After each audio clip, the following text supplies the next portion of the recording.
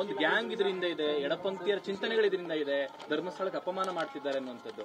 ಹಾಗಾಗಿ ಎನ್ಐ ತನಿಖೆಗೆ ಬೇಕು ಅಂತ ಸತೀಶ್ ಜಾರಕಿಹೊಳಿ ಹೇಳ್ತಾರೆ. ನಿಮ್ಮ ಅಭಿಪ್ರಾಯ ಏನು ಸರ್? ಬಸವಣ್ಣವರು ನಮ್ಮ ಮಾನ ಅಪಮಾನ ನಿಮ್ಮದೇ ಅಂತ ಹೇಳಿದಾರಲ್ಲ ಬಸವಣ್ಣವರು, ಅದನ್ನೆಲ್ಲ ಪರಿಮಾಣಕ್ಕೆ SIT ಮಾಡಿದ್ದಾರೆ. ಇದರಲ್ಲಿ ಏನೇನಿದೆ ಎಲ್ಲ ಹೊರಗಡೆ ಬರುತ್ತೆ. ಬಂದಾಗ ಯಾರ್ಯಾರು ಏನೇನು ಮಾಡಿದ್ರು ಗೊತ್ತಾದಾಗ ಕಾನೂನು ತನ್ನ ಕ್ರಮ ತಗೊಳ್ಳುತ್ತೆ. ಎಡುತ್ತಾ ಸರ್ ಈ ವಿಚಾರದಲ್ಲಿ ತನಿಖೆ? ಇಲ್ಲಿ ಎಡುವ ಪ್ರಶ್ನೆ ಇಲ್ವಲ್ಲ. ಬುಡೆ ಮನುಷ್ಯ ಹೇಳಿದ ಕಡೆ ಎಲ್ಲ ಕೆದಕಿದ್ರು. ಇಲ್ಲಿ ಸರ್ಕಾರ ಎಡುವ ಪ್ರಶ್ನೆ ಆಗಲಿ, ಅಪಪ್ರಚಾರಕ್ಕೆ ಕುಮ್ಮಕ್ಕು ಕೊಡೋದಾಗಲಿ ಯಾವ ಪ್ರಶ್ನೆನೂ ಇಲ್ಲ.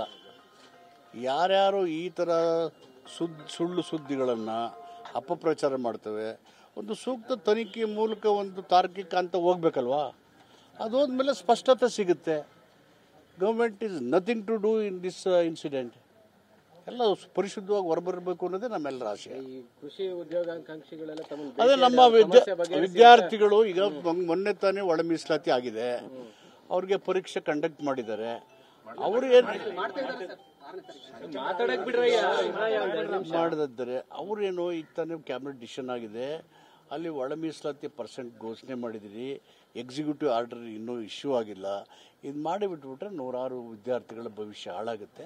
ಅದಕ್ಕೆ ಅದನ್ನು ಸ್ಥಗಿತಗೊಳಿಸಿ ಅಂತ ಹೇಳಿದ್ದಾರೆ. ಈಗ SIP TSP meeting CM chief secretary ಎಲ್ಲ ಬರುತ್ತೆ, ಅಲ್ಲೇ ಅವ್ರ ಗಮನಕ್ಕೆ ತಂದು ಇದನ್ನು ಅವ್ರಿಗೆ ಅನ್ಯಾಯ ಆಗದ ರೀತಿಯಲ್ಲಿ ಕ್ರಮ ತಗೋಬೇಕು.